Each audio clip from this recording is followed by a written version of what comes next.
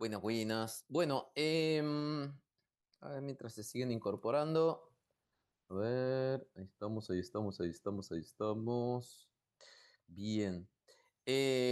Vamos con las parroquiales. Mañana tenemos clase presencial en la Facu.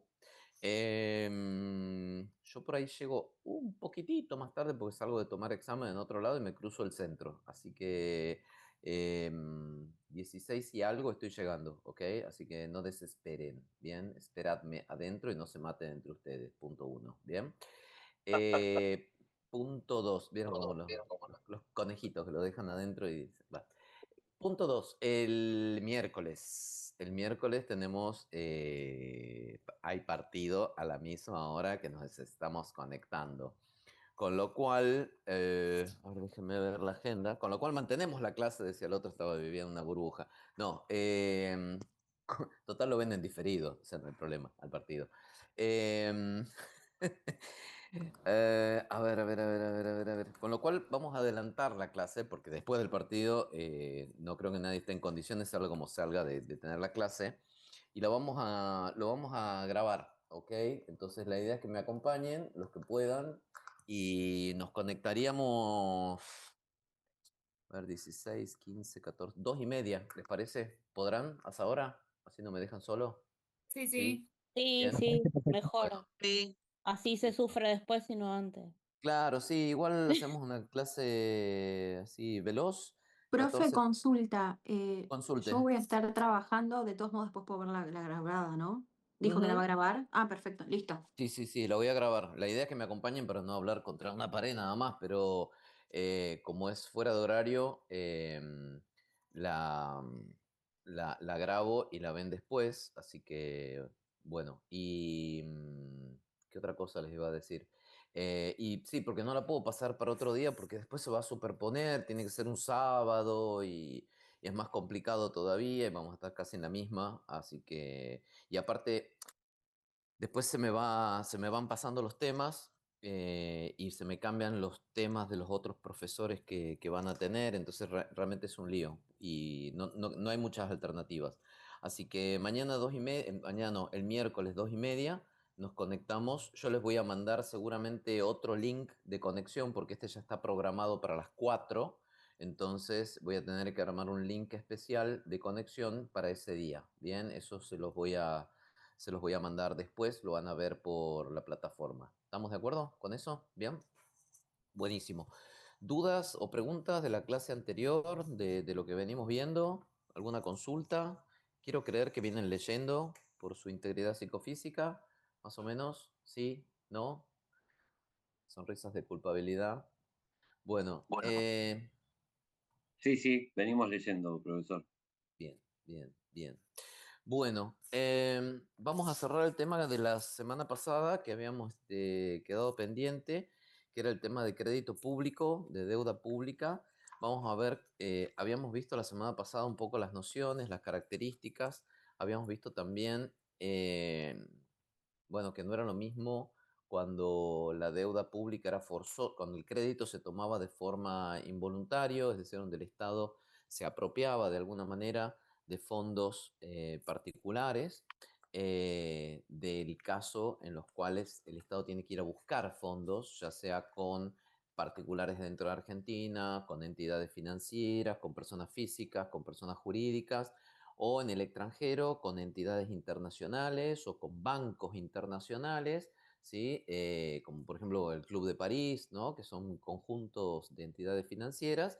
Entonces ahí hay que negociar cuando estamos con entidades del extranjero y hay que establecer cláusulas atractivas cuando uno ofrece deuda en el país, ¿bien? Para que haya gente que le interese colocar ese dinero, ¿bien? Sobre eso último, sobre cómo se coloca deuda en el país, en Argentina, cómo hacemos, por ejemplo, el Estado para que los particulares compren deuda, ¿bien?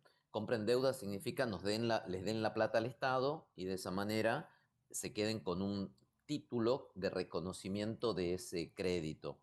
Bueno, existen un par de métodos. Dentro de los más utilizados tenemos el que se hace a través de banco, y el que se hace a través de banco tiene dos modalidades. La primera modalidad bancaria es denominada en firme, ¿bien? Lo primero que tienen que entender es que hay algo que es, a ver, lo vamos a hacer bien simple. Cuando se toma una deuda se emite un título. Se emitía antes un título, hoy es todo digital, pero antes se emitía un título en cartón.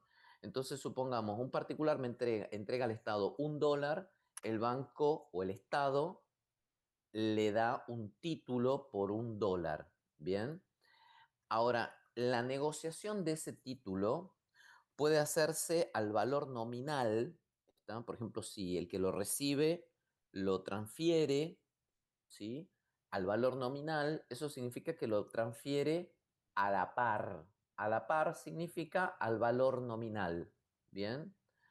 Por el contrario, si la transferencia de ese título se hace a un valor mayor que el nominal, se dice que se transfiere sobre la par, ¿está? O sea, el título es por $1 y lo vende a 1.20. ¿Por qué se puede lograr eso? Porque el título promete intereses muy altos a cobrar. Entonces, una persona va a recibir un título de $1 pagando 1.20. ¿Por qué va a pagar 20 más? Porque si lo guarda 10 años, va a recibir 0.80 de interés. Entonces ahí va a estar la diferencia. Pagó 1.20, pero le van a devolver 1.80. Quiere decir que le van a dar 0.60 de ventaja, multiplicado por todos los ceros que quieran ponerle. En vez de 1.20, 1.000.000, etcétera, 1.200.000 dólares. ¿Se entiende lo que estoy diciendo? Estamos con números chicos. ¿Se entiende lo que estoy diciendo? Bien. Y en otros casos, el título es Lo de único, Sí, ¿cómo se llama el segundo título? sobre la par se vende. La operatoria el título siempre es el mismo. Lo que es el valor de la reventa del título o de la entrega del título. ¿Bien?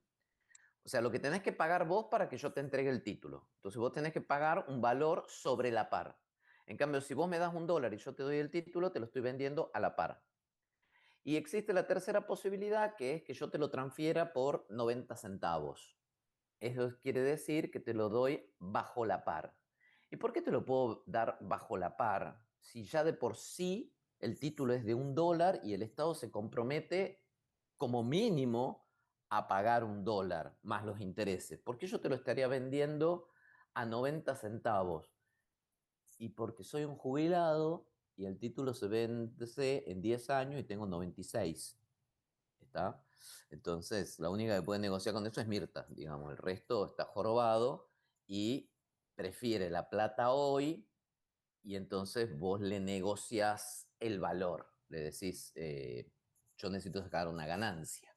Entonces vos me lo tenés que vender más barato para que yo tenga motivo y justificación de esperar tantos años para que me devuelvan ese dinero y generarme yo un mayor margen de ganancia. ¿Se entiende?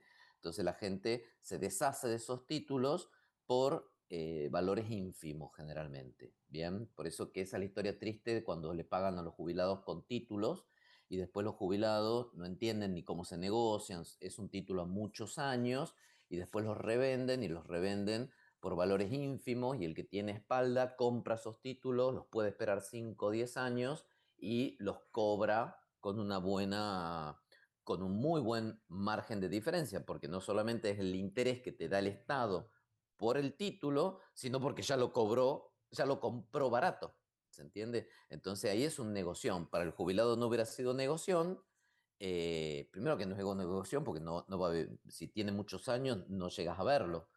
Eh, pero tampoco es que tiene tantos intereses esos tipos de títulos que son para pagos de deudas jubilatorias, por ejemplo. Bien, en ese caso usualmente no hay mucho interés, pero para el que compró esos títulos y los compró baratos, sí es un negocio. ¿Se entiende? Justifica comprarlos a ese precio y esperar el tiempo. ¿Se entiende más o menos lo que estoy diciendo? Bien, entonces, ¿para qué sirve esto? Para que entiendan lo que es bajo la par, sobre la par y a la par. ¿Estamos de acuerdo? Bien, vamos de vuelta. ¿Cómo se colocan los títulos? Se colocan por bancos. Bien. Por banco puede ser la primera opción en firme. ¿Qué significa? El Estado le entrega a un banco la totalidad de los títulos, 100 millones de dólares, está en títulos, ¿sí? Pero ¿cuánto le paga el banco al Estado? Menos que el valor nominal, ¿está? Menos que el valor nominal. El banco lo cobra más barato, lo compra más barato. Es decir, que el banco lo compra bajo la par. Es decir, el banco lo compra más barato del valor nominal. ¿Por qué? Porque el Estado ya se desentiende de los títulos y el que asume el riesgo de reventa es el banco. Y el banco lo va a vender a la par y le va a sacar el margen de la diferencia. ¿Se entiende? ¿Se entiende de vuelta? Vamos de vuelta. El Estado emite un título por $1. ¿Cuánto paga el banco? 90 centavos. Lo compra más barato. Y después el banco lo revende a $1. Le gana 10 centavos por título. Y esa es la comisión, el margen de ganancia que se lleva el banco comprando algo más barato y revendiéndolo un poco más caro. ¿Está? Entonces lo compra bajo la par y lo vende a la par. Esa es una opción. La otra opción es bancaria, pero por comisionista. ¿Qué hace el banco? El banco compra el título a la par y cuando lo vende le añade una pequeña comisión. ¿Vieron cuando van a cambiar plata alguna vez? ¿Ustedes fueron a cambiar plata? Que te dice, la cotización del dólar es 1.500, pero nosotros cobramos 15.000 pesos de comisión de cambio. Cualquiera sea el monto que vos vengas a cambiar, te conviene cambiar, mira, es lo que les pasa a veces cuando uno viaja al exterior, que te dicen, mira, acá son $2 de comisión por el cambio, así que fíjate, no andes cambiando de a poquito porque si no vas a estar gastando un montón de comisiones, cambiate, no sé, $200 de una sola vez, ¿bien? Entonces el banco hace lo mismo, te cobra una comisión por la venta al público de ese título. ¿Vamos de vuelta? Entonces, por comisionista significa que el banco lo compra a la par, lo vende a la par, pero le añade un porcentaje de comisión. Y ahí está la ganancia del banco. ¿Bien? Otra forma que es muy habitual hoy en día es a través de la cotización de mercados de valores y bolsa. ¿Mm? Directamente el Estado lo coloca y lo revende como si fuesen acciones. Hoy a través de su home banking ustedes pueden comprar, se pueden volver accionistas de empresas, ¿sí? Comprando títulos. Hay títulos que tienen que tener una permanencia determinada, hay títulos que los pueden cambiar y comprar y vender automáticamente. Entonces juegan a la bolsa, a lo que va variando la cotización del título, participación de empresas. Bueno, en este caso no sería una participación de empresa, pero se negocia exactamente el título de deuda estatal como si fuese un título como si fuese una acción societaria. ¿Se va entendiendo esto o no entienden nada? ¿Sí? Más o menos, ¿sí? Bien. Hay otras maneras, pero estas son las más habituales. Bien. Vamos a ir a lo que es la cancelación de la deuda. ¿Sí? ¿Cómo cancela la deuda el Estado? Bueno, la cancelación de la deuda básicamente implica pagar, ¿qué cosa? Capital más intereses. Capital más intereses. Eso se llama amortización de la deuda. ¿Sí? Devolver el capital recibido y agregar los intereses. Eso es amortizar la deuda. ¿Sí? ¿Cómo se puede amortizar? ¿Cómo son las opciones? Las opciones son, primera, amortización voluntaria. Va de vuelta, estoy muy acelerado. Amortización obligatoria. La amortización obligatoria implica que el título tiene una fecha de vencimiento. ¿Qué significa eso? Te dan un título y vos recién lo vas a poder cambiar dentro de 2 años. Cuando se venza esa fecha, vos podés retirar el capital más los intereses por esos 2 años. ¿Sí? Esa es la amortización obligatoria. Bien.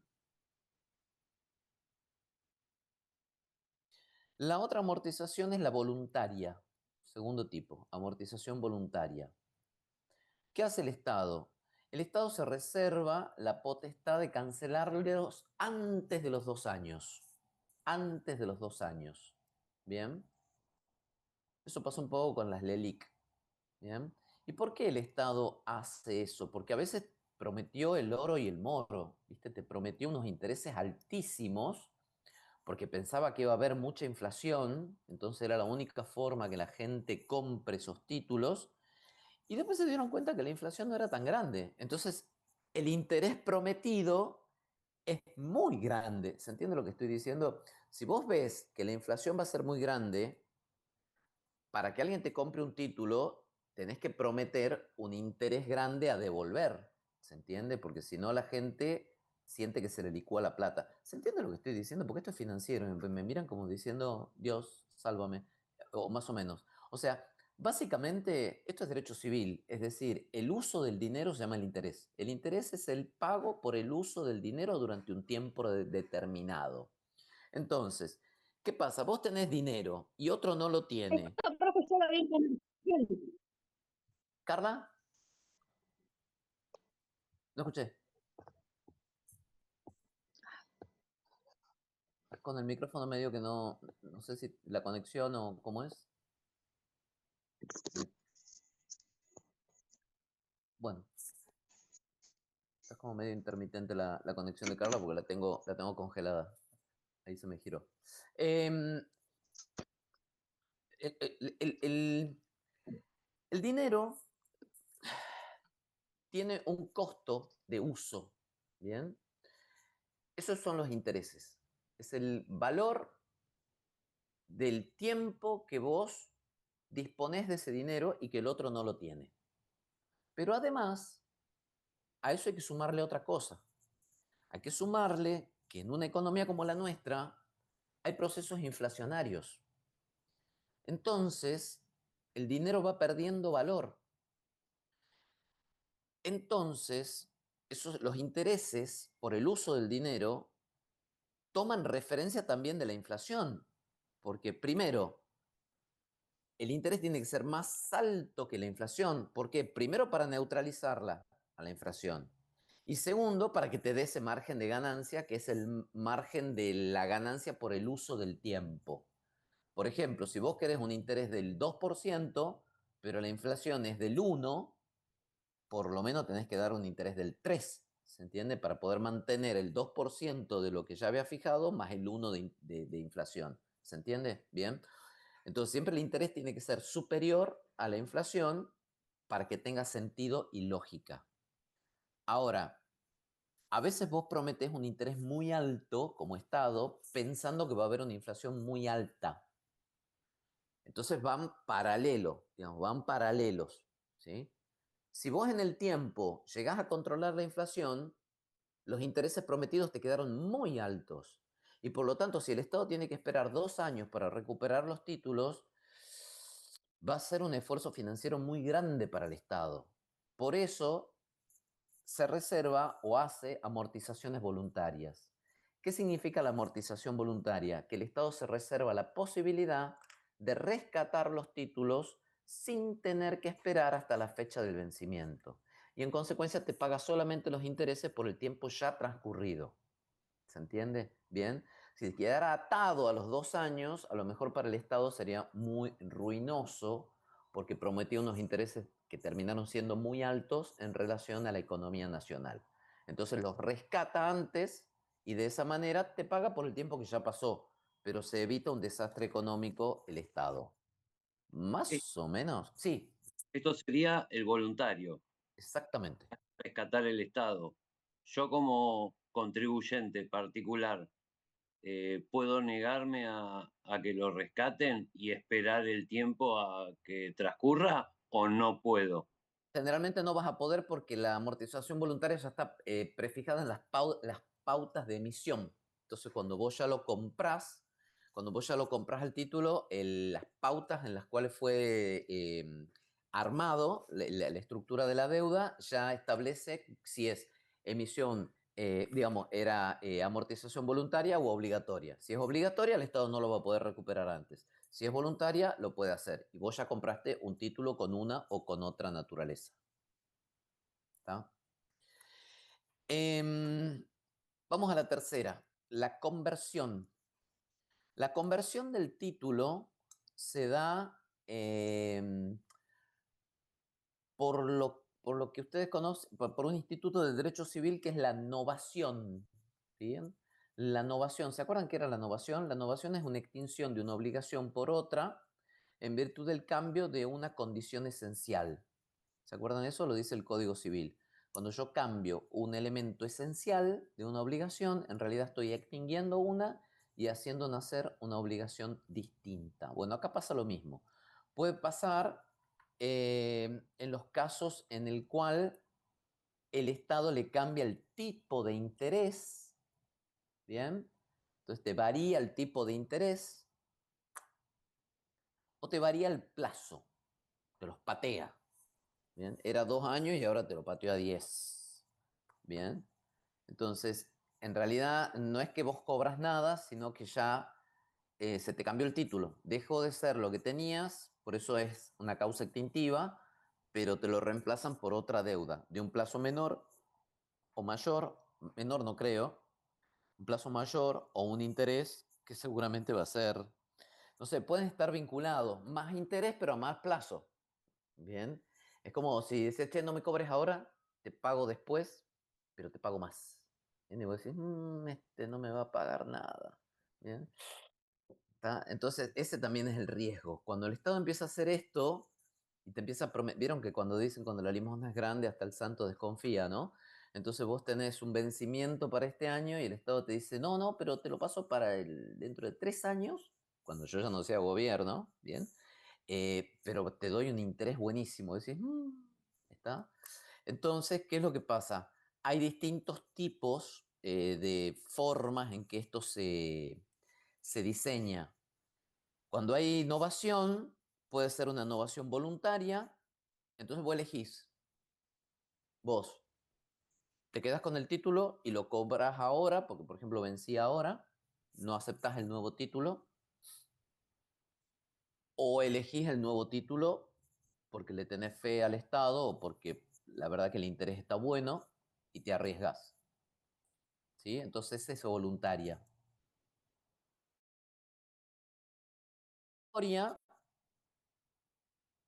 Implica que el acreedor, el titular, puede o recibir dinero a cambio del título o quedarse con el nuevo título. ¿Se entiende la diferencia, no? En el caso anterior, o se quedaba con el título viejo o con el título nuevo. En la obligatoria, o lo convierte al título viejo en cash, en las condiciones en las que está, o se queda con el nuevo título. Esa es la obligatoria. Y queda una tercera que es la forzosa. En la forzosa, la única que le queda es quedarse con el nuevo título. ¿Bien?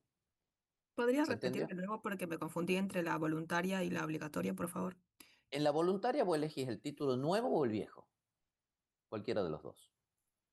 En la obligatoria, el título viejo se transforma en plata. No te podés quedar con el título viejo. Entonces lo vas a cobrar. El tema es que seguramente no lo vas a cobrar con todas las ventajas de haber llegado a la espera final. Pero cobras. O te quedas con el título nuevo. Pero ya no te podés quedar con el título viejo.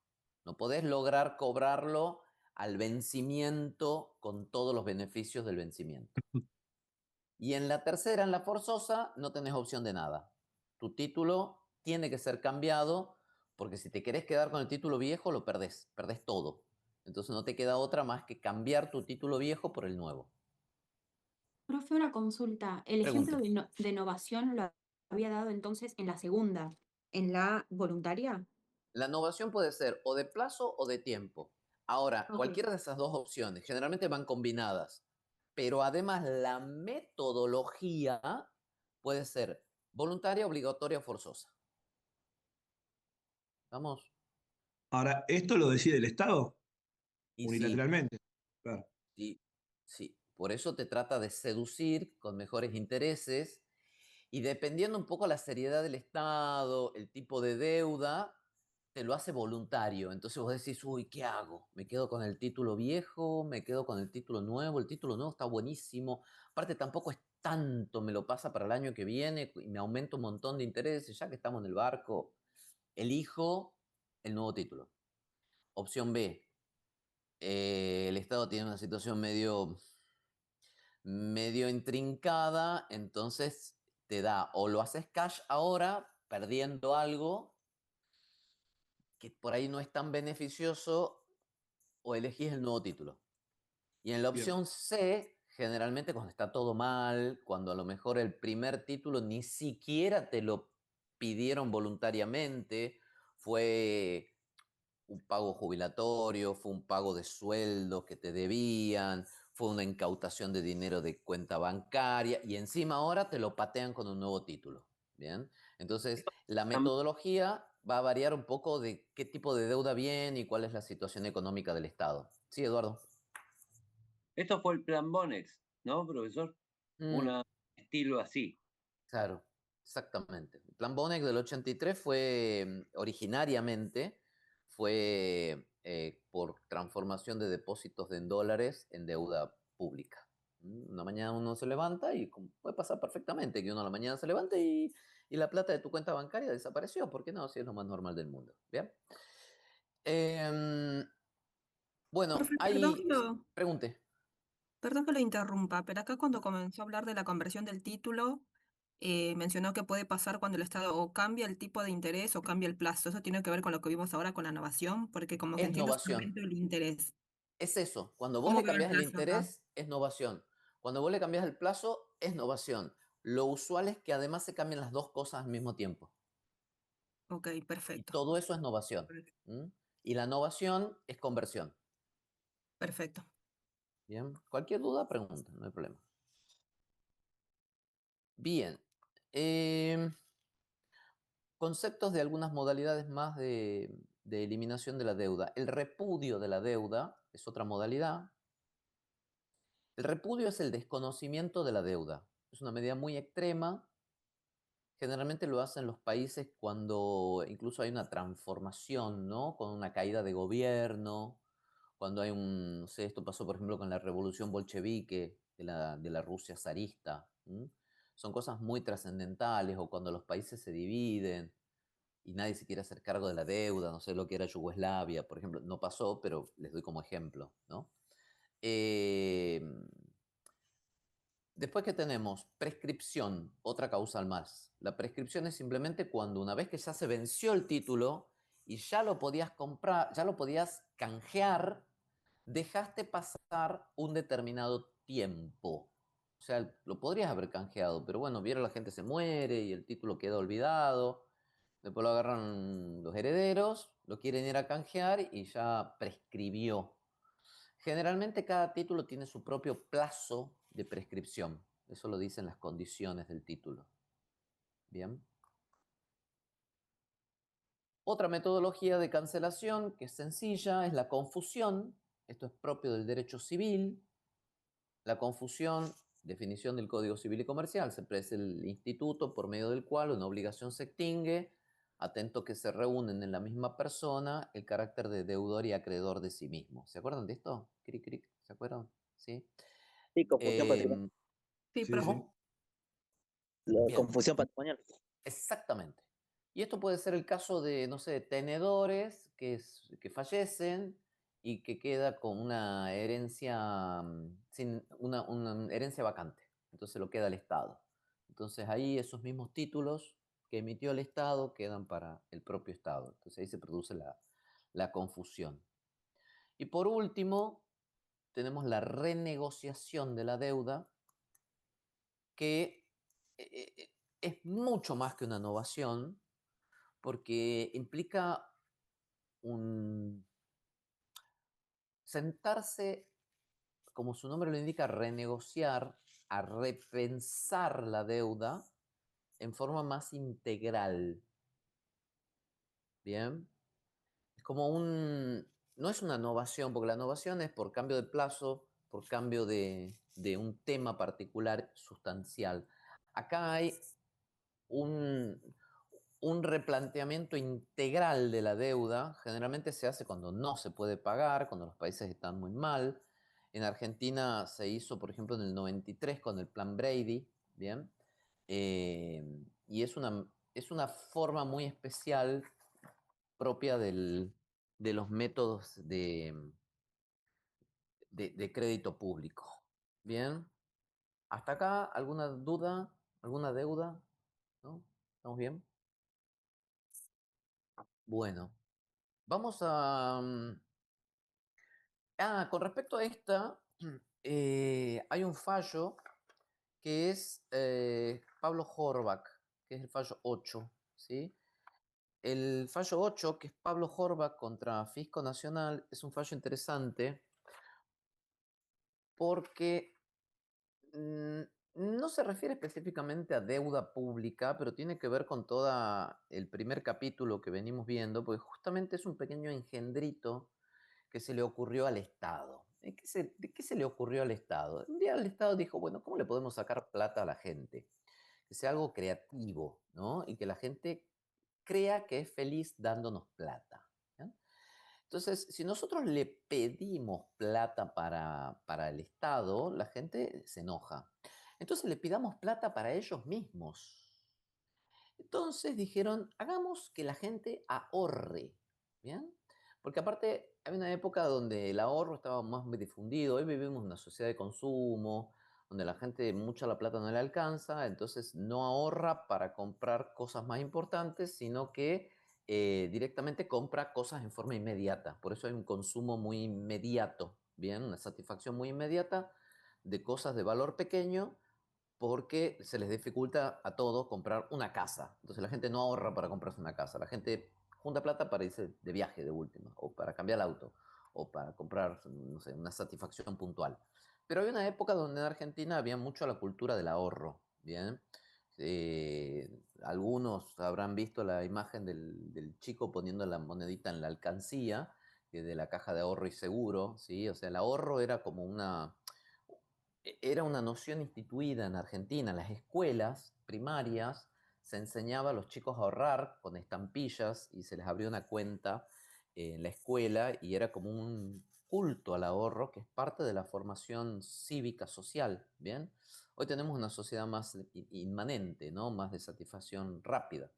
Entonces, por eso la gente apuesta con el celular y está con... La gente no te ahorra, la gente te pone un mango a Etiopía contra Irán y quiere ya la plata, ¿está? Entonces es un mundo mucho más rápido, la gente quiere hacerse rica ya, no ahorrando, que es algo de otra época. Entonces, el Estado dijo, bueno, le creemos lo que se llama el ahorro obligatorio. ¿Sí? El ahorro obligatorio, entonces, iba a recaer sobre ciertas personas que iban a tener que hacer aportes mensuales, ¿sí? En carácter de ahorro y que después el Estado te lo iba a devolver. ¿Qué podía mal ir sal, no? O sea, ¿qué podía salir mal de eso? Y había un pequeño detalle que el Estado te lo iba a devolver de acá a un par de años, proceso hiperinflacionario de por medio. ¿Está? Entonces, obviamente, todo lo que vos habías ahorrado, lo que el Estado te devolvía, tanto el capital como los eventuales intereses de ese ahorro, estaban totalmente licuados. Entonces, acá Pablo Horbach lo que plantea es la inconstitucionalidad de este impuesto, tanto por la forma de creación, pero también por la naturaleza impositiva. ¿A ustedes qué les parece? ¿Esto es un impuesto? ¿Esto es un tributo? Lo que pasa es que todavía no vimos la unidad, pero por eso de ahí un poco es la importancia. ¿Esto parece un tributo o es otra cosa? No, porque No, es otra cosa. si lo hace el Estado y lo dictamina el Estado, ya sea por decreto o por necesidad y urgencia, por lo que fuera, no puede crear un tributo porque eso es con la sanción del legislativo. Así que no estaríamos hablando de un tributo, me parece a mí. A ver, el tema es como decís, vos salís a pasear con un perro, sí, pero lo sacás con una correa o con el cinturón del pantalón. No, tenés que sacarlo con correa. Si salís con el cinturón del pantalón no puede ser un perro, porque los perros no salen con cinturón de pantalón. Entonces, si vos lo sacás a pasear con un cinturón de pantalón, eso no es un perro. ¿Se entiende? Entonces, vamos de vuelta. Vos lo que tenés que ver es la naturaleza del instituto, porque solo sabiendo la naturaleza del instituto vas a poder llegar a la conclusión de que, por ejemplo, se hizo por un instrumento ilegal. ¿Está? Pero vos no podés condicionar la naturaleza por el instrumento con que se lo hace. Vos no podés condicionar la naturaleza de perro por con qué lo sacás a pasear. Vos tenés que determinar la naturaleza de perro y de ahí tenés que decir, no lo saques a pasear con una correa de perro. Esto es un tributo, con lo cual no lo podés crear si no es por ley. O sí o no es un tributo y por lo tanto lo podés crear con otro instituto. ¿Se entiende? Pero lo importante es determinar primero la naturaleza de la obligación para después poder saber si su creación fue válida o no. Pero no podés condicionar la naturaleza de un instituto por las cosas que están a la vuelta de ese instituto. ¿Se entiende el razonamiento, Pablo? ¿Y Jacqueline? ¿Bien? Honestamente, no No, se quiero, lo puede pero ahí. no Va lo termino queriendo, pero como que está Va dudoso. queriendo, de va queriendo. explicar Yo, más, que me quedé con el instituto Lo de la naturaleza me mareó. del perro con el cinturón y sí, si podría o no crear un tributo. Claro, la respuesta automática rápida es no, no puede, porque esto lo ofreció el Estado. la Pero no, pregunta no es, yo no pregunté si puede, yo lo que pregunté es si esto era un tributo. ¿Se entiende? Entonces yo no pregunté si el Estado podía crear, porque tampoco te dije la metodología, yo te dije, había un cuestionamiento sobre la forma de creación, ¿sí? Eso después lo van a ver ustedes.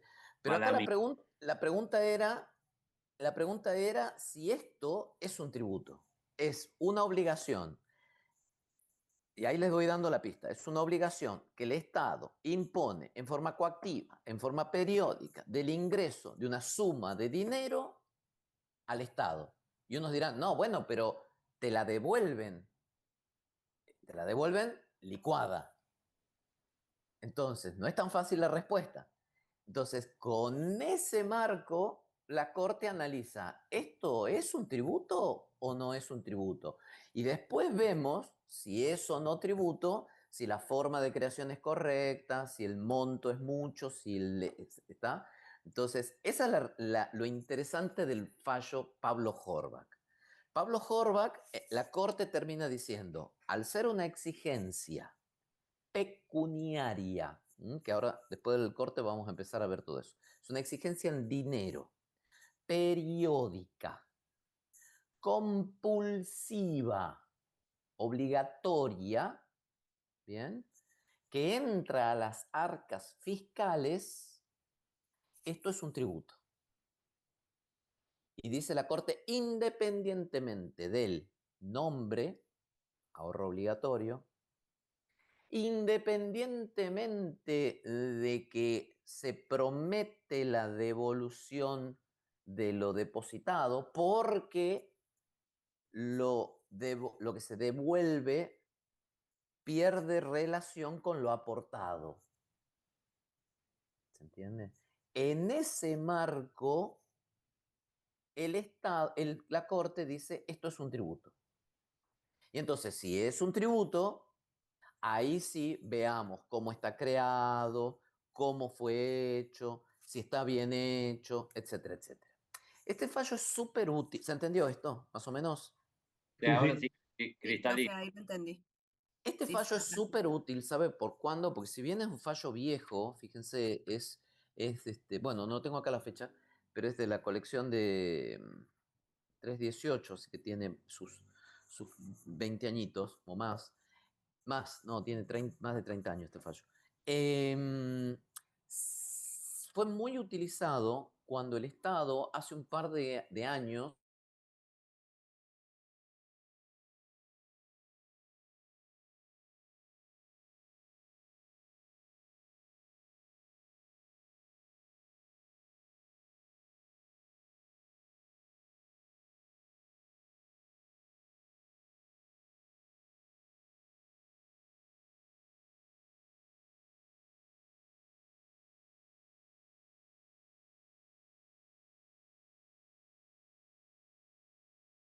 me escapó el fin de la reunión.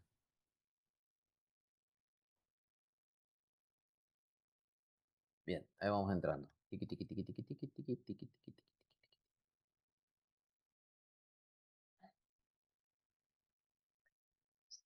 Bien, ¿cómo estamos con la gente? Ahí estamos, ahí va subiendo, se van incorporando, uno más. Bueno, lo que les decía, este fallo fue muy útil hace un par de años cuando se creó el aporte solidario. ¿Se acuerdan del aporte solidario o impuesto a los grandes patrimonios que se dictó casi al final de la pandemia? ¿Se acuerdan de esto? ¿Sí? ¿No? ¿Más o menos? ¿Sí? ¿Bien? Sí, Entonces, más o menos, profe, sí. bien, cuando estábamos saliendo de la pandemia, casi al último, cuando había un mango, el Estado dicta, el Estado crea por ley el aporte solidario, ¿sí? Tiene un nombre más largo, aporte solidario para paliar los efectos de la pandemia, del COVID-19, una cosa así. Y ahí se planteó si era o no un tributo, ¿bien? Y el Estado decía, no, esto no es un tributo, esto es un aporte, ¿bien? Y vos decís, pero vamos de vuelta, ladra, mueve la cola y te lame la cara, o sea, es un perro. No, no, esto no es un perro, esto es una jirafa pigmeo, ¿bien? No, no, esto no es un impuesto, esto no es un tributo, esto es un aporte. Claro, y todos los planteos que atacaron a este instituto fundaban en Pablo Horbach. ¿Por qué? Porque Pablo Horbach de la Corte lo que decía es, si es una obligación de aportar dinero en forma compulsiva al fisco, esto es un tributo. ¿Se entiende? Entonces, esa doctrina de la Corte de tratar de determinar primero la naturaleza jurídica de la exigencia de pago es fundamental a los efectos de tener un punto de partida y después analizar las particularidades de del tributo. ¿Bien? Incluso algunos decían, no, no es un tributo con el aporte solidario, incluso hasta el día de hoy todavía hay gente que medio que dice eso. Dice, no, esto no es un tributo porque es de pago único, pero es una forma más de tributo. La doctrina clasifica impuestos ordinarios y extraordinarios, eso lo van a ver más adelante, y el extraordinario usualmente se da por necesidades extraordinarias. Entonces, o dura un año, o dura 6 meses, o dura 2 años, o dura menos, o dura un año, pero con un pago único. ¿Está? Es decir, no, o sea, podés hacer un impuesto con 6 cuotas o 12 cuotas o con una única cuota anual. Es lo mismo, ¿está? O sea, cómo fraccionas los pagos. Y eso es algo que no hace a la naturaleza de la relación jurídica, ¿está? Entonces muchos decían, no, esto no es un tributo porque el tributo se paga periódicamente.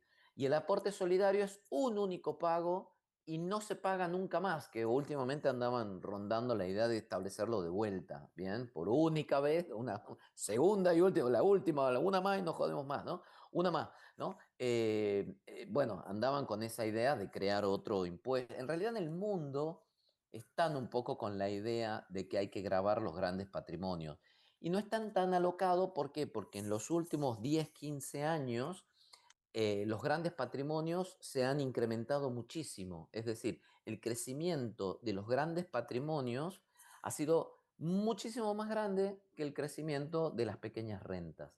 Hay más concentración de riqueza generándose mega grandes patrimonios y mega grandes empresas, haciendo que, por ejemplo, las empresas grandes argentinas sean chiquititas en comparación de esos grandes patrimonios mundiales y al mismo tiempo sigue aumentando la pobreza en el mundo. Entonces, como que hay un proceso de desbalance muy raro, ¿no? Pero bueno, siguiendo con lo nuestro, Profe, perdón que le sí, interrumpa, pero como para pregunte. entender, entonces en el tributo no hay, digamos, tiene que haber una igualdad y no una equidad entre lo que uno aporta en situaciones extraordinarias, digamos.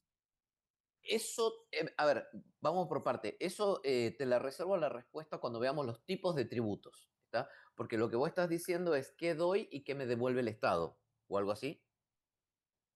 No, para terminar de entender esto, por lo que hablaba de la exigencia esta que hablaba este autor de que sea periódica y compulsiva, y usted estaba mencionando que también puede ser en un solo pago, pero en cuotas, como en cuotas, digamos. Sí, pero lo que pasa es que yo no entiendo entonces tu pregunta, porque vos me decís que el tributo tiene que... Me hablaste de la palabra equidad y de otra Claro, palabra por más. esto de que había una parte de la sociedad nada más que iba, digamos, a contribuir solidariamente por estas cuestiones de la pandemia. Entonces, como no terminaba de entender si entonces el tributo a lo que hacía referencia era que se manejaba por una igualdad o una equidad. Primera pregunta, digamos. Es que ahí va de vuelta lo que yo te contesté. Vos ahí estás preguntando qué vínculo hay entre lo que paga el pagador y lo que recibe, o por qué solo una parte de la sociedad Claro, porque una va... parte de la sociedad prácticamente. Porque ahí está la decisión política de creación del impuesto. El legislador puede aplicar un impuesto a un sector de la sociedad y hacer con la plata lo que quiera. Claro, ¿Tá? pero no deja de ser un tributo disfrazado, digamos, como dice el autor. Exactamente. O sea, Perfecto. es disfrazado porque le llamaron aporte, pero no deja de ser tributo. Lo que vos estás preguntando un poco tiene que ver con ya la selección del grupo de contribuyentes, y también lo que vos preguntas se vincula con el destino de los fondos, ¿no? Que eso es otro, todavía lo vamos a ver en un ratito más. ¿Estamos más o menos de acuerdo con esto? La utilidad de Pablo Horbach, ¿sí? Por eso toca como varios temas, ¿no? Pablo Horbach sirve para analizar esto de ahorro obligatorio, que también se considera un tributo, para aporte solidario, que también es un tributo, y para cualquier otra cosa que tenga un nombre rimbombante. Lo importante es saber realmente cuál es la estructura jurídica que se establece entre las partes. Bien. Bueno, vamos a empezar con un tema que es lo más importante de la materia. Lo más importante de la materia, que está acá mezclado entre la unidad 5 y 6. Pero necesito empezar por esto porque es lo fundamental de la materia, ¿sí? ¿Qué es la noción de tributo? ¿Sí? La noción de tributo, les voy a dar una definición, les pido que la copien y después la vamos a analizar, ¿sí? Entonces, esto sí se lo dicto. Un tributo es una prestación pecuniaria, debida por un sujeto pasivo denominado contribuyente en favor de un sujeto activo denominado fisco, en virtud de una relación jurídico-tributaria fundada en ley. ¿Bien? Entonces, es una prestación de tipo pecuniaria debida por un sujeto pasivo denominado contribuyente en favor de otro denominado activo, que es el fisco, en virtud de una relación jurídico-tributaria fundada en ley. Bien, vamos por parte. El tributo funciona con el mismo silogismo que el derecho penal, ¿sí? Voy a utilizar esto porque ya lo saben y va a resultar más fácil. Cuando ustedes estudiaron derecho penal, vieron cuál era el imperativo hipotético y categórico y eso que hablan los penalistas, que dicen que dado A debe ser B y si no B, C. ¿Se acuerdan? Es decir, ante un antecedente hay un consecuente. Dada la ley, se tiene que cumplir. Si no se cumple, la sanción. Entonces, dado A debe ser B y si no B, C. ¿Se acuerdan de eso de lo que estamos hablando? Bien. Bueno, derecho tributario más o menos es exactamente lo mismo. Dado A debe ser B.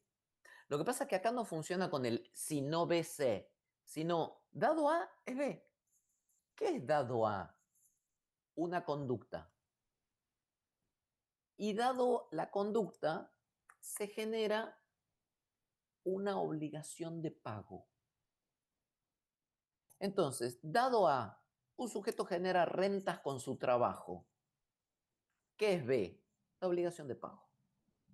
¿Tá? Entonces, dado A, la tenencia de un inmueble, B, la obligación de pago. ¿De qué impuesto? Del impuesto inmobiliario. Entonces, el tributo funciona con el mismo silogismo de una hipótesis y una consecuencia. El que matare, tal cosa. El que generare renta, paga el impuesto. Entonces, ¿hasta ahí me van entendiendo? Entonces, la ley tributaria, al igual que la ley penal, crea una conducta hipotética. El que no entiende, avisa, paramos la moto y repasamos. ¿Tá? Porque esto es fundamental, fundamental para la vida humana. Entonces, Profe, ¿esto sería lo sí, de la hipótesis de incidencia? exactamente, eso lo dice Ataliba. Ataliba es un autor muy viejo que hablaba de la hipótesis, este chico estuvo leyendo algo, la hipótesis de incidencia tributaria, que es una conducta hipotética que dice el que tuviere un inmueble, el que obtuviere una renta, igual que en derecho penal, el que matara, el que defraudara, el que tuviera en su poder productos ilícitos, ¿bien? Entonces, la ley tributaria prevé esa conducta. En derecho penal, esa conducta se llama conducta, se llama hecho punible, ¿se acuerdan? En derecho penal. Acá se va a llamar hecho imponible. ¿Tá? Vamos de vuelta.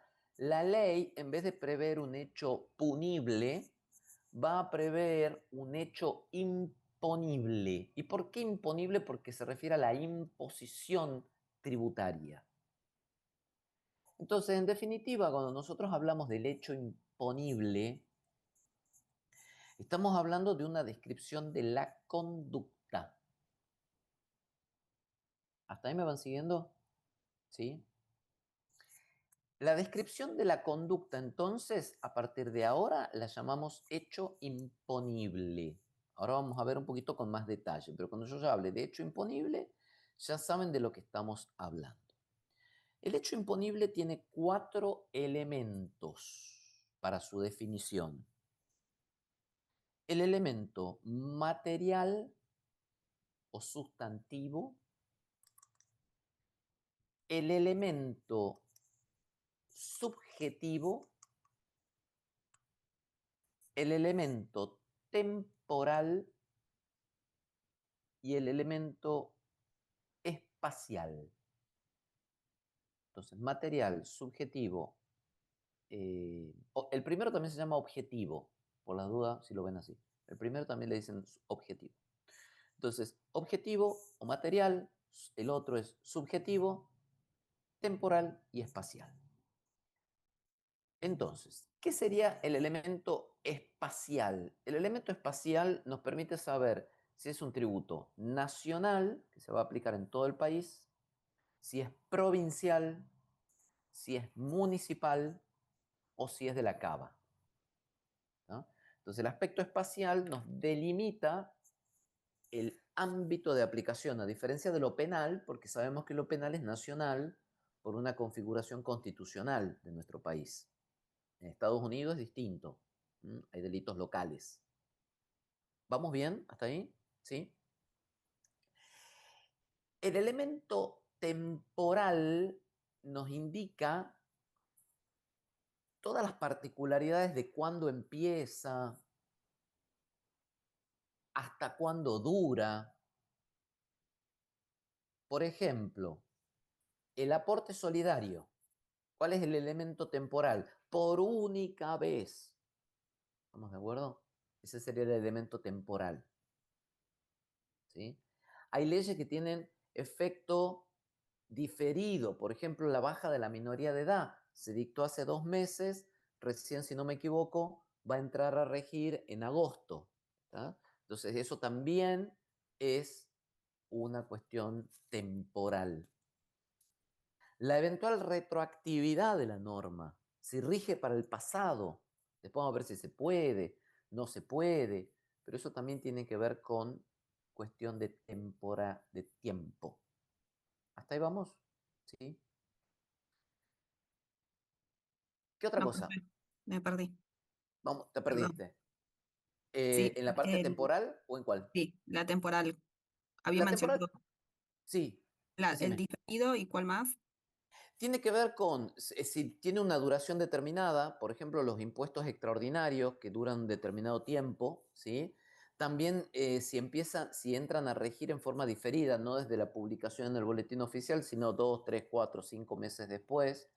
Y también si pueden regir para el pasado. Eso se llama retroactividad normativa. ¿Bien? Perfecto. Vamos al elemento subjetivo. El elemento subjetivo, como su nombre lo indica, es más fácil, tiene que ver con el sujeto. Y acá ya tenemos que ir incorporando la palabra contribuyente. El contribuyente, que es el que financia el tributo. ¿Bien? Entonces, por ejemplo, dentro de lo que es contribuyente puede ser una persona física, persona humana, como le llama el código ahora. Sí puede ser una empresa. En derecho tributario hay algo muy particular que tiene que ver con, que yo no me acuerdo si lo vimos porque hay tanta cosa, que tiene que ver con la autonomía del derecho tributario, en donde el derecho tributario subjetiviza las cosas. ¿Bien? Entonces, para el derecho tributario, las cosas son sujetos. Ejemplo, las sucesiones indivisas. Las sucesiones indivisas, ¿saben lo que es una sucesión indivisa? O sea, rindieron familia y sucesiones, ¿sí? ¿No? Más o menos, ¿sí? Saben que es desde la muerte del causante hasta la aprobación de testamento o, ¿cómo se llama? Cuando es La avintestato. declaratoria de herederos. Exactamente, la declaratoria de herederos. En ese interín, el derecho civil lo soluciona muy fácil. Hace así, ¡fum! Y dice acá nunca existió, porque se remite al derecho romano, que dice que desde la muerte del causante automáticamente lo heredan sus sucesores. Anda a decir en la sucesión de Maradona, que todavía están matando a ver dónde le aparece un hijo, otro hijo, 10 años más. Está bien. El día que salga la declaratoria de heredero completo, que no la revisen o que no la amplíen o lo que sea, para los romanos dirán, la Dalma y la Yanina fue continuadora desde el primer instante de la muerte. Claro, pero pasaron 7 años. Y mientras tanto la marca sigue facturando y hay que pagar ganancia. Entonces, ¿quién paga eso? El muerto muerto está. Los herederos no se saben qué cuota parte le toca. Está bien, el derecho civil dice, bueno, eso no es problema de derecho civil. Para mí, el día de mañana, cuando sean declarados herederos, hago así y hace desaparecer y desde el instante de la muerte, y el derecho tributario le dice, no, no, no, no, no, para. Acá hay 7 años, yo necesito que alguien pague los impuestos.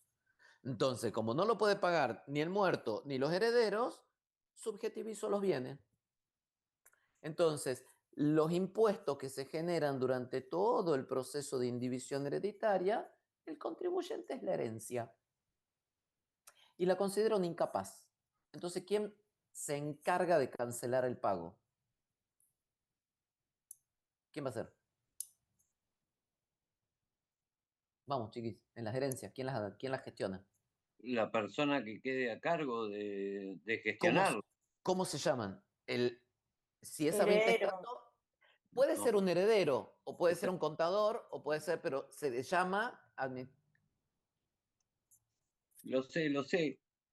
alumno, rendimos familia. Albacea. Ahí vamos, el albacea testamentario, si es una testamentaria, o administrador de la sucesión, si es una avintestato. ¿Bien? Igual que si fuese un niño menor. Entonces, si fuese un niño menor que comete el hecho imponible, lo pagan los padres, pero la deuda es del menor. Si fuese un demente, lo paga el curador con fondos del insano. Si es una sucesión, lo paga el administrador o el albacea testamentario, porque se la trata como si fuese un incapaz a la sucesión. Listo, solucionado. Para el derecho tributario, sigan matándose 15 años con la sucesión, yo no tengo problema, mientras tanto todos los meses hay que pagar IVA y ganancia a nombre de la sucesión, ¿se entiende? Entonces, eso es autonomía de la rama. La rama subjetiviza las cosas. ¿Por qué? Porque lo necesita la plata.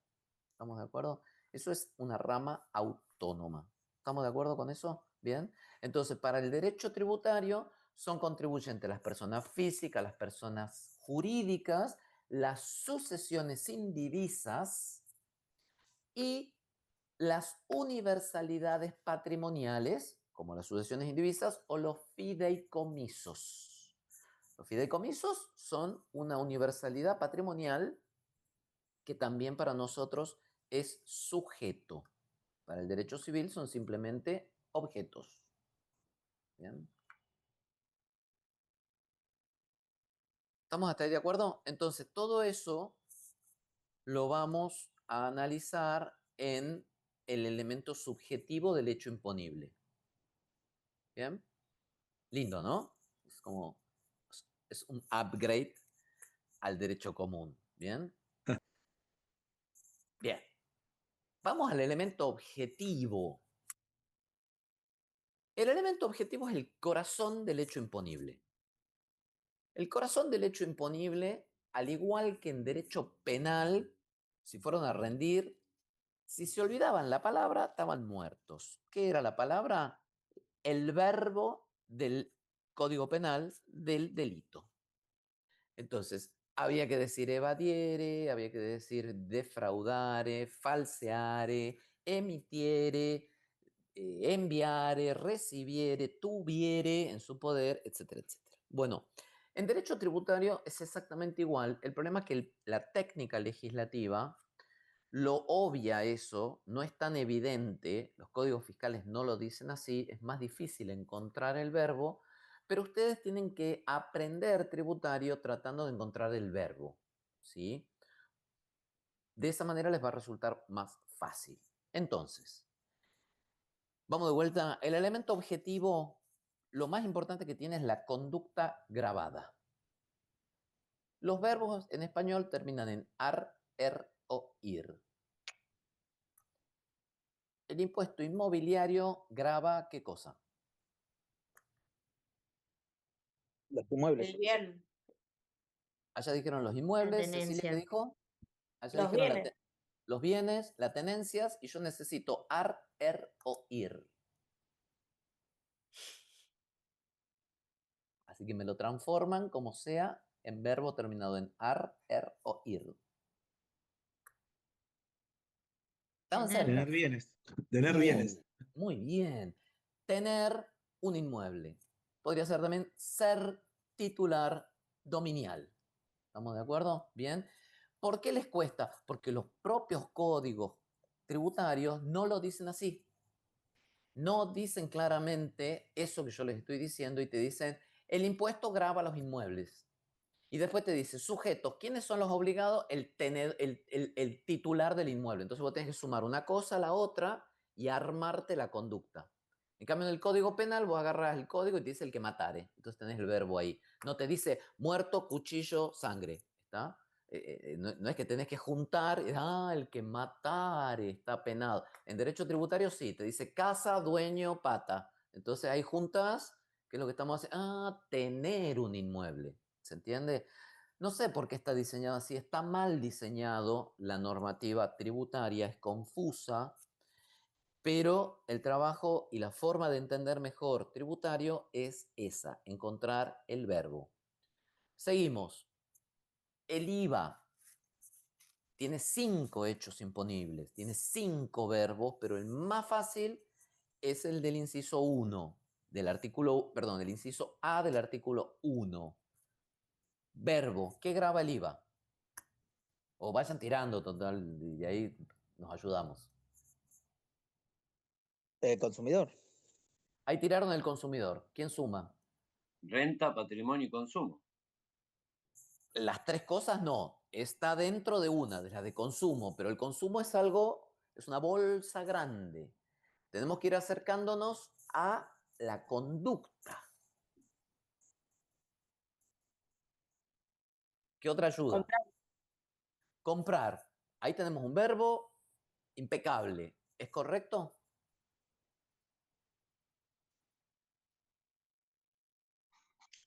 Pero comprar está dentro de consumo.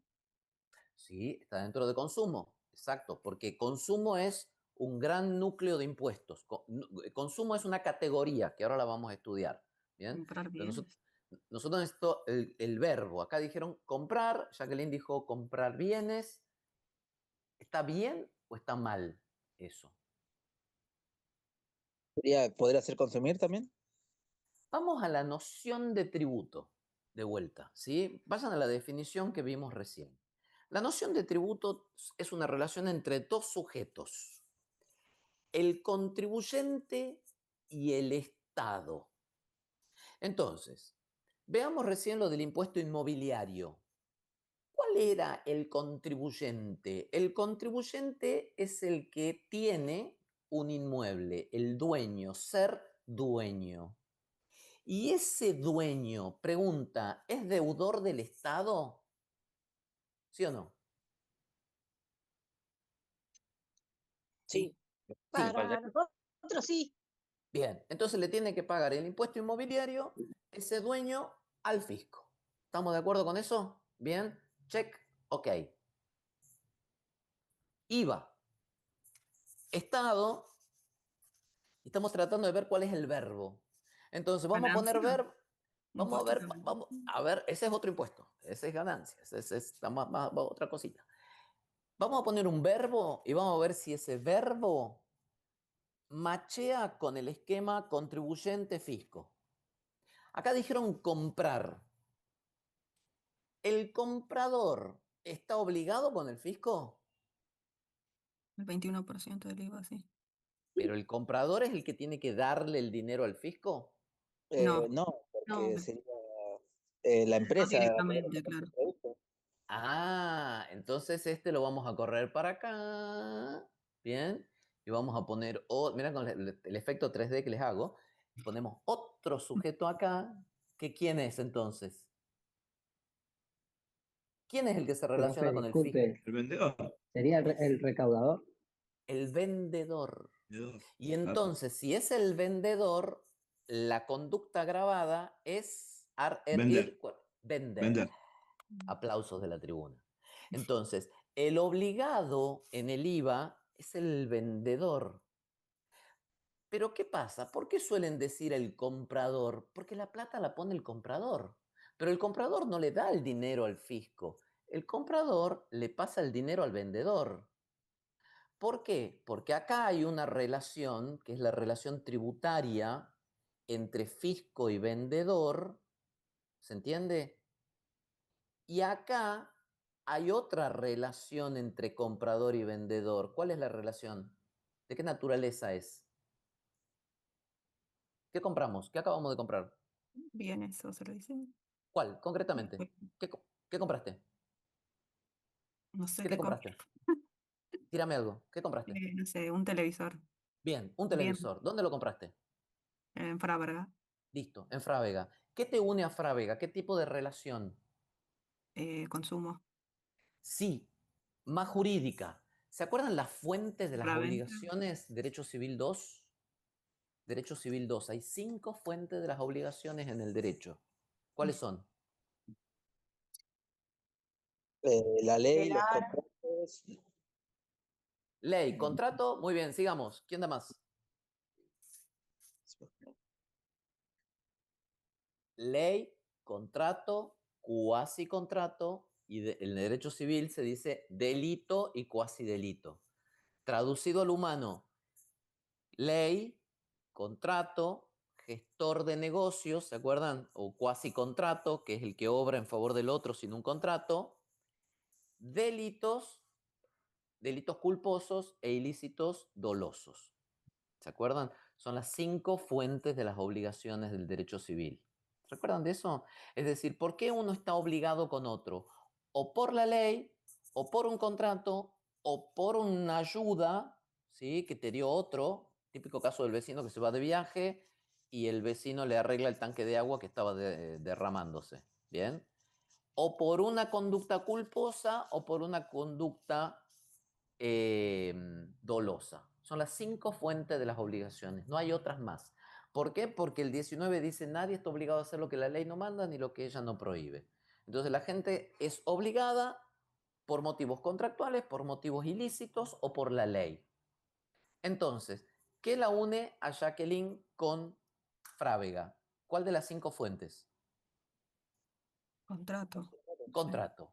¿Y qué lo une a Frávega con el fisco? ¿Cuál de las 5 fuentes? La ley. Porque Frávega cometió el hecho imponible, que es vender.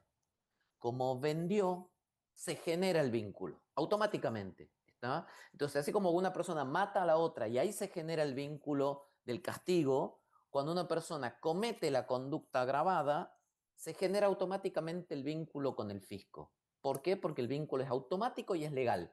Es como una persona que tiene un hijo. Si tenés un hijo, tenés la obligación legal de alimentos. ¿Está? Cada vez más tiempo, hasta los 80 ahora. ¿Bien?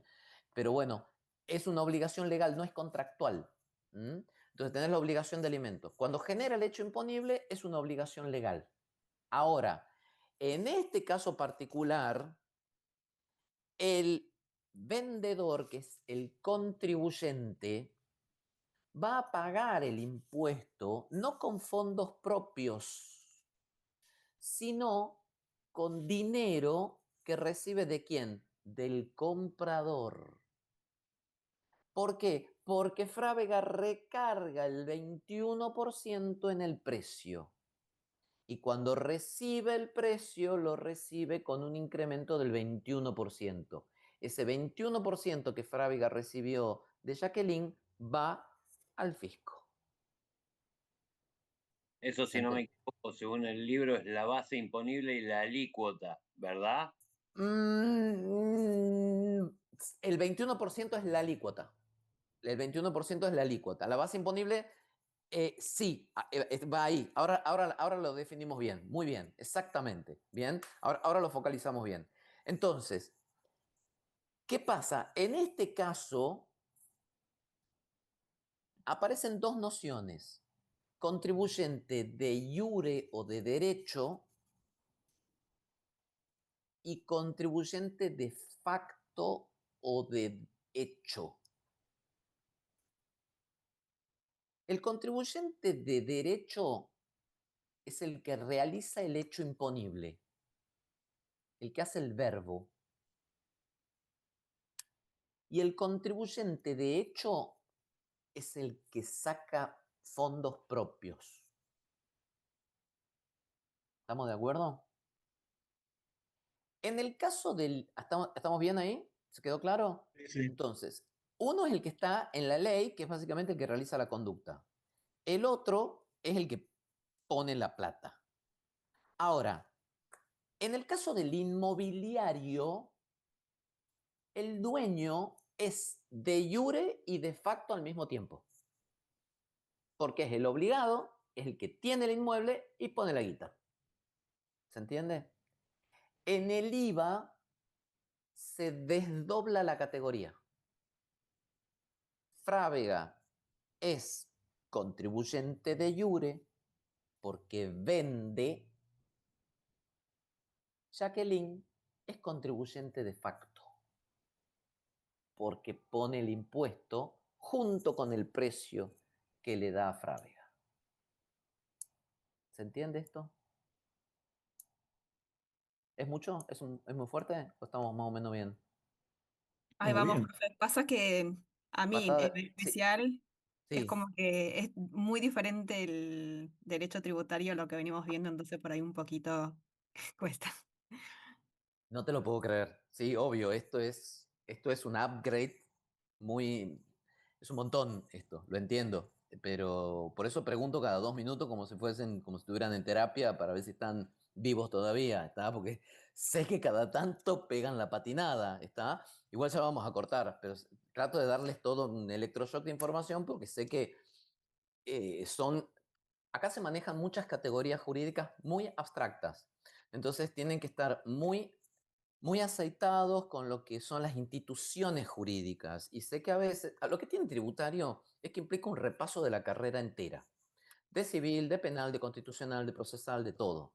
Entonces, a veces yo los escucho a los chicos que dicen, ay, pero estudiamos las materias por separado. Bueno, hello, esto es acá, se estudia todo junto, pero se estudia todo junto muy amontonado, ¿está? Entonces entiendo que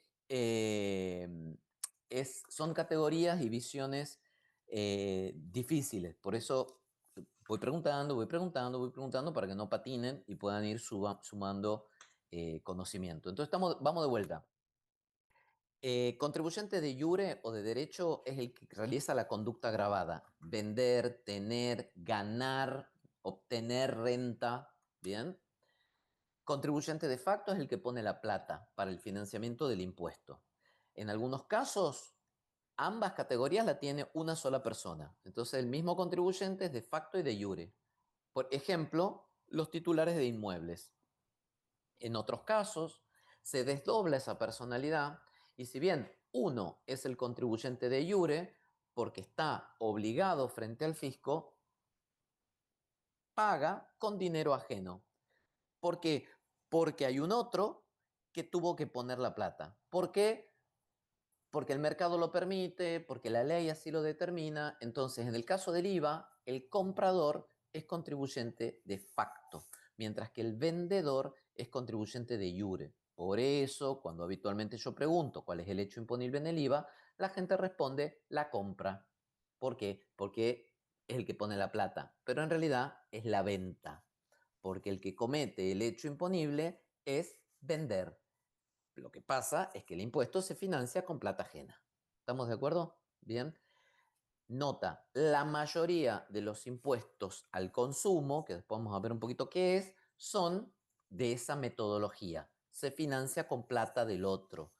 La carga la tiene el consumidor final. Impuesto a los cigarrillos, por ejemplo. El impuesto a los cigarrillos lo termina pagando el consumidor final. Ingresos brutos lo paga el consumidor final. Y así sucesivamente. Bien, con algunas variantes, pero para que vayan teniendo la idea. Entonces, primero, vayan poniéndome en la asistencia el apellido, ¿sí? Y así ya terminamos más temprano hoy.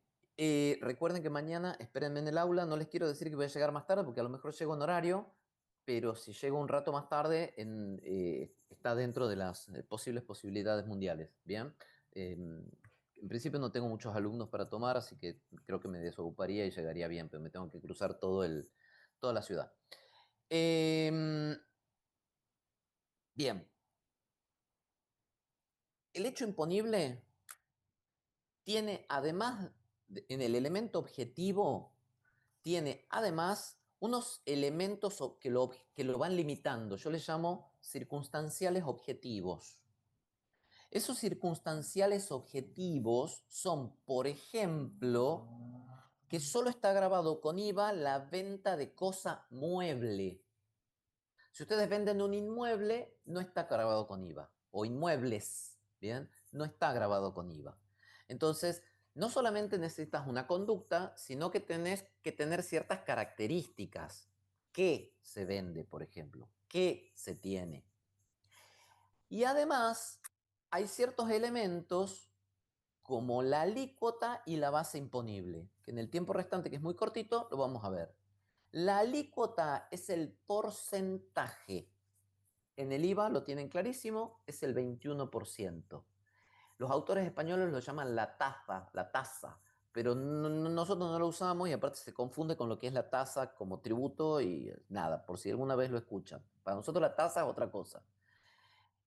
Y la otro elemento es la base imponible. Y con esto terminamos.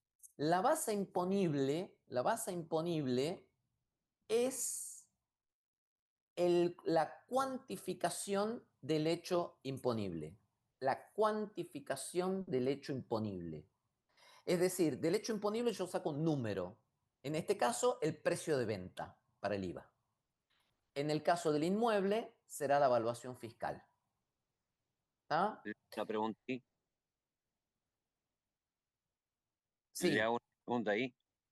¿Sería justo decir que esta computadora que estoy usando para el Meet salió 1.000.000 de pesos? Sí. Y sería la base imponible del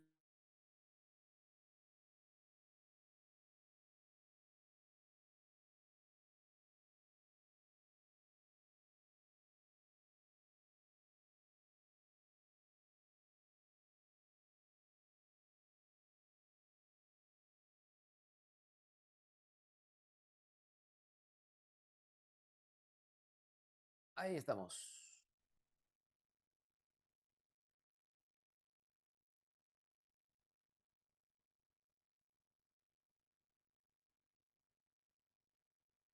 Pase la asistencia.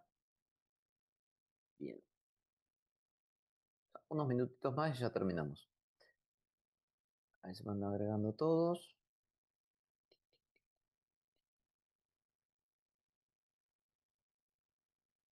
Listo. Bien. Pablo, vamos de vuelta con la pregunta. Voy de vuelta.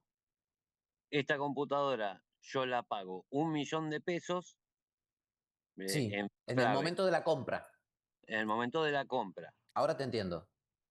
Frávega, como tiene que depositar en el fisco el IVA que me cobra a mí, la base imponible sería 1.000.000 de pesos y la alícuota serían 210.000 pesos, creo No, que es. la alícuota es 21%. Por La eso digo, alícuota es 21%. y el 21% de 1.000.000 son 200 y pico de mil pesos, claro. Pero eso es el impuesto liquidado. 210.000 es el impuesto liquidado, es el IVA que se te liquida a vos como comprador. Entonces, vamos por parte. La base imponible es el precio de la venta, 1.000.000.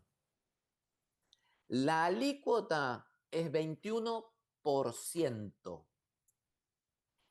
La alícuota se aplica sobre la base, 21% de 1.000.000, me tira 210.000. Eso es el IVA de la venta. El impuesto que vos, como comprador, vas a tener que abonar y entregárselo al vendedor junto con el precio. Bien. ¿Estamos de acuerdo? Ejemplo de impuesto inmobiliario.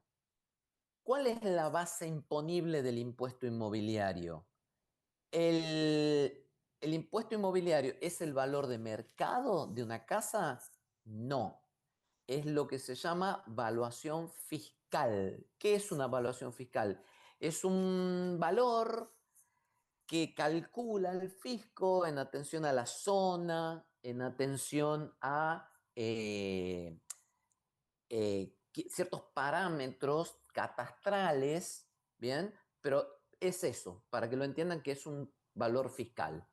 ¿Cuál es la alícuota? Y hay un montón, porque en realidad, ¿cuántos impuestos inmobiliarios hay en Argentina? ¿Cuántos? Principalmente la BL, ¿no? No, eso es otra cosa. Eso es ABL, tasa una de tasa. alumbrado, barrido y Barrido y limpieza. limpieza.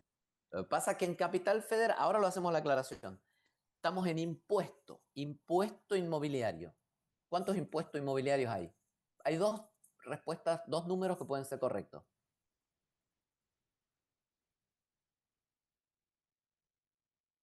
¿El inmobiliario es nacional, provincial o municipal?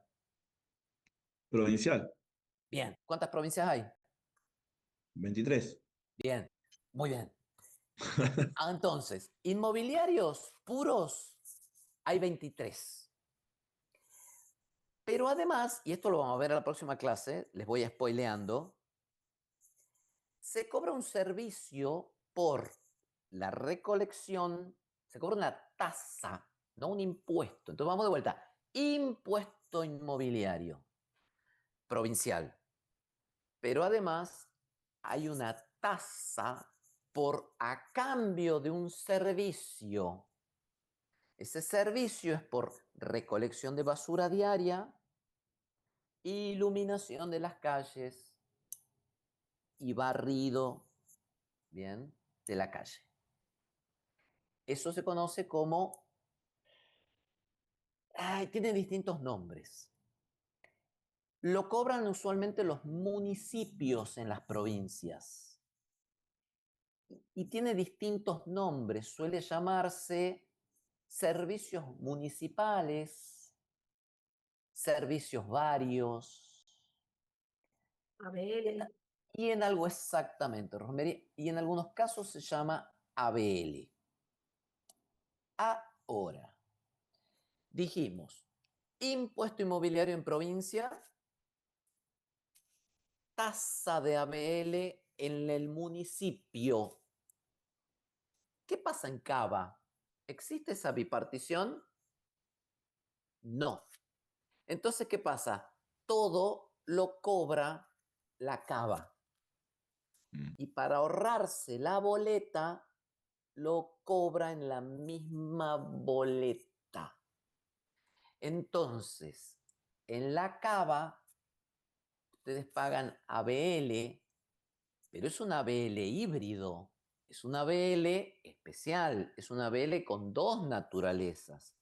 Si ustedes agarran la boleta del ABL, que búsquenla para mañana, van a ver que tiene por un lado lo que se llama contribución,